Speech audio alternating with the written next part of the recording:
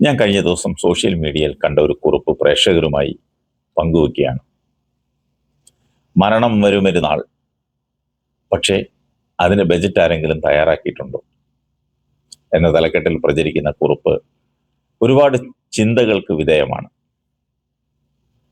ഒരു സുഹൃത്തിൻ്റെ മദറിൻലോ മരിച്ചതറിഞ്ഞ് ആ മരണ വീട്ടിൽ പോയപ്പോൾ വഴിനീളെ മരണപ്പെട്ട അമ്മച്ചിയുടെ കളർഫുൾ ഫ്ലെക്സുകൾ വെച്ചിരിക്കുന്നത് കണ്ടു.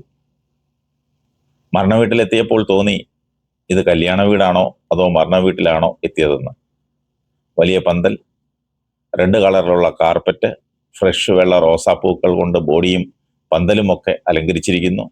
സ്വർണ്ണക്കുരിശ്, വെള്ളിക്കുരിശ്, ഫോട്ടോഗ്രാഫർ, വീഡിയോഗ്രാഫർ, ലൈവ് യൂട്യൂബ്, സ്പീക്കറിലൂടെ മുഴങ്ങുന്ന മരണം വരുമൊരു നാൾ. മരിച്ചയാൾക്ക് ഇതൊന്നും കേൾക്കാനോ കാണാനോ കഴിയില്ലെങ്കിലും ചെലവിൻ്റെ കണക്ക് കേട്ടാൽ ജീവിച്ചിരിക്കുന്നവർക്ക് നെഞ്ചിടിപ്പ് കൂടും. അതോടെ തീരുന്നില്ല.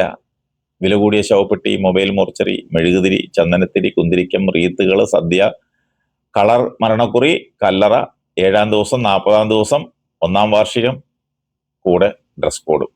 ചുരുക്കി പറഞ്ഞാൽ, ഒരു ക്രിസ്ത്യാനിക്ക് മരിക്കണമെങ്കിൽ ജീവിച്ചിരിക്കുമ്പോൾ തന്നെ ഒരു ഫ്യൂണറൽ ഫണ്ട് തുടങ്ങേണ്ട അവസ്ഥയാണോ എന്ന് തോന്നിപ്പോകും. അതുകൊണ്ട് ഓരോരുത്തരും ജീവിച്ചിരിക്കുമ്പോൾ തന്നെ സ്വന്തം ആഗ്രഹം എഴുതി വയ്ക്കുന്നതാണ് നല്ലത്. എനിക്ക് ലളിതമായ ശവസംസ്കാരം മതി. കഴിയുന്ന അവയവങ്ങൾ ദാനം ചെയ്യുക. പൂക്കൾ വാങ്ങേണ്ട.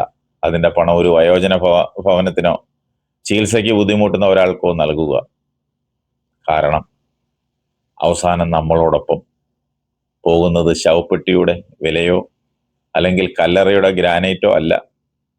നമ്മൾ ജീവിച്ചിരിക്കുമ്പോൾ മറ്റുള്ളവരുടെ മനസ്സിലുണ്ടാക്കിയ സ്നേഹമാണ്. ഇതൊരു മതത്തെയോ ആചാരത്തെയോ വിമർശിക്കാനല്ല. ദുഃഖത്തിൻ്റെ സമയത്ത് കുടുംബങ്ങൾക്ക് അമിത സാമ്പത്തിക ഭാരം ഉണ്ടാകാതിരിക്കട്ടെ എന്നൊരു ചിന്ത മാത്രം.